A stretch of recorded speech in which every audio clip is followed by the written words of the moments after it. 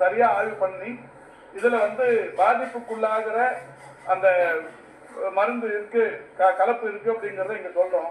அவங்க ஒன்றிய அரசும் மத்திய அரசும் இல்லை அப்படின்னு சொல்றாங்க. அதுக்கப்புறம் அந்த பாதிப்பு ஏற்பட்டதுக்கு அப்புறமா இல்லைன்னு சொன்னாங்க.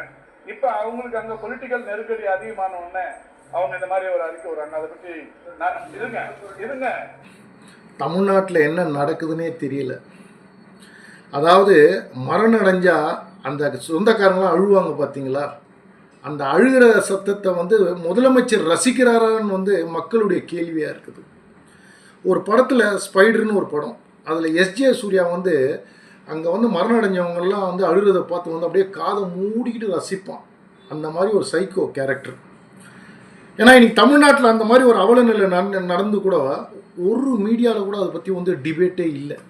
பேப்பரில் பார்த்தா எந்த ஒரு செய்தியும் அந்தளவு வந்த மாதிரியும் தெரில. எந்த ஒரு கட்சி தலைவரும் இதை பற்றி பேசுனதாக எனக்கு இது வரைக்கும் தெரியல.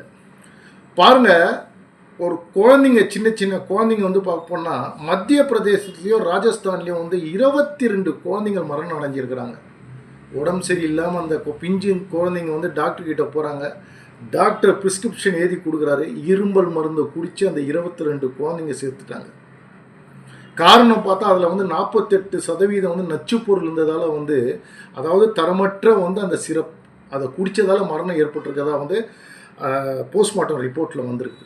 அந்த மருந்து எங்கே தயாரிக்கிறாங்கன்னு பார்த்தா அங்கே தான் அதிர்ச்சியே காத்துக்கிட்டு இருக்குது. தமிழ்நாட்டில் காஞ்சிபுரம் மாவட்டத்தில் சுங்குவார் சத்திரத்தில் அந்த கம்பெனி சீரன் கம்பெனின்னு சொல்லி நேற்று அவருடைய ஓனர் ரங்கநாதனையும் அவங்க ஸ்டாஃப் 2 பேரையும் மத்திய பிரதேச போலீஸார் அரெஸ்ட் பண்ணி கொண்டு போகிறாங்க. பாருங்கள், ஒரு தமிழ்நாட்டில் காஞ்சிபுரத்தில் ஒரு ஃபார்மா மெடிக்கல்ஸ் இருக்கிறது கூட இந்த அரசாங்கத்துக்கு தெரியலான்னு மக்கள் கேட்குறாங்க. ஏன்னா 2 வருஷமாக அங்கே ஆய்வு கூட பண்ணலையா. எவ்வளோ வாங்கி எவ்வளோ கொடுத்து வாய் அடைச்சாங்கன்னு தெரியல. ஆனால் இன்றைக்கி அந்த துறையை சேர்ந்த சுகாதாரத்துறை அமைச்சர் இன்றைக்கி டிவியில் கொடுக்குற தயவுசெய்து அவர் கொடுத்த பேட்டியை பாருங்கள். அதில் நச்சு இருக்குதுன்னு நாங்கள் இன்ஃபார்ம் பண்ணிட்டோம். ஆனால் அங்கே இருக்கிறவங்க அதை ஒத்துக்கலை. அதுக்கப்புறம் நாங்கள் என்ன பண்ணோன்னா அந்த கம்பெனியோடைய ப்ரொடக்ஷனை நிப்பாட்டி நாங்கள் அதை சீல் வச்சிட்டோம். இதுவாங்க பதில்? இது தமிழ்நாட்டுக்கே ஒரு தலைகுனிவுங்க. தமிழ்நாட்டுக்கே தலைகுனிவு. இருக்கிற அத்தனை ஃபார்மாவையும் ஆய்வு பண்ண வேண்டியது நம்ம தமிழ்நாட்டுடைய கடமை தானே. அங்கே இந்த அமைச்சருக்கு அதில் பொறுப்பு இருக்குது இல்லை. இன்றைக்கி இந்த அமைச்சர் என்ன சொல்கிறாரு, 2 பேரை நீக்கிட்டாங்களா இன்ஸ்பெக்ஷன் வரவங்கள, அவங்கள அதிகாரிகள். அதாவது ஏதாவது ஒரு மரணமோ ஏதாவது ஒரு அசம்பாவிதம் நடந்தால் உடனே அதிகாரிகள் மேலே பழிய போட்டு அரசியல்வாதிங்க தப்பிச்சுக்கிறாங்க, அமைச்சர்கள் தப்பிச்சுக்கிறாங்க.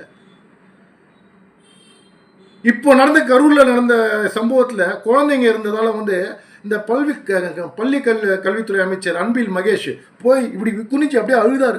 ரூல்ஸை ஃபாலோ பண்ணுங்கடா, ரூல்ஸை ஃபாலோ பண்ண எவ்வளோ சொன்னேன்னு சொன்னார்ல. அந்த ரூல்ஸ் எங்கே போச்சு? இந்த செய்தி அவருக்கு தெரியாதா? அப்போ இந்த 22 குழந்தைகள் செத்ததுக்கு அவர் பதில் ஏன் சொல்லலை? ஏன் முதலமைச்சர் இது வரைக்கும் பதில் சொல்லலை? ஒரு டிபேட்டில் கூட வரலங்க. ஒரு டிபேட்டில் கூட விமர்சனம் பண்ணல. இன்னைக்கு அந்த டிபேட் நடக்கிறது ராமதாஸ் வீட்டுக்குள்ளே யார் வந்தாங்க, பின்கது வழியாக யார் போனாங்க, எந்த நடிகை எந்த வீட்டுக்கு போனால், எந்த நடிகர் எந்த வீட்டுக்குள்ளே, இதை பற்றி தான் அவங்க பேசுகிறாங்க. 6 மாதம் தேர்தலுக்கு இப்போலேருந்தே அதை பற்றி ஆராய ஆரம்பிச்சிட்டாங்க. எத்தனை மரணங்கள் நடக்குது இதை பற்றியெல்லாம் பேசாமல் இன்னைக்கு மீடியா தன் கையில் வச்சிருக்க முதலமைச்சர் பொறுப்பு வேண்டாவா? 22 பிஞ்சு குழந்தைங்கள் இருந்ததுக்கு அந்த அமைச்சர் பொறுப்பு எடுக்கணும். அந்த அமைச்சர்கிட்ட நடவடிக்கை எடுக்கணும். முதலமைச்சர் பண்ணுவாரா? கூட்டணி கட்சி சேர்ந்த தலைவர்கள்லாம் பிணம் போல வந்திருக்கிறாங்க. பிணம் போல நடைப்பிடமாக நடந்துக்கிட்டு இருக்கிறாங்க. ஆறே மாதம்தான். மக்கள் தகுந்த பாடத்தை புகுத்துவாங்க. தயவு செய்து மக்கள் சிந்திங்க, செயல்படுங்க. எந்த மாதிரி இங்கே ஒரு அவலமான ஒரு அரசாங்கம் இங்கே நடக்குதுன்னு சொல்லி. ஜெய்ஹிந்த்.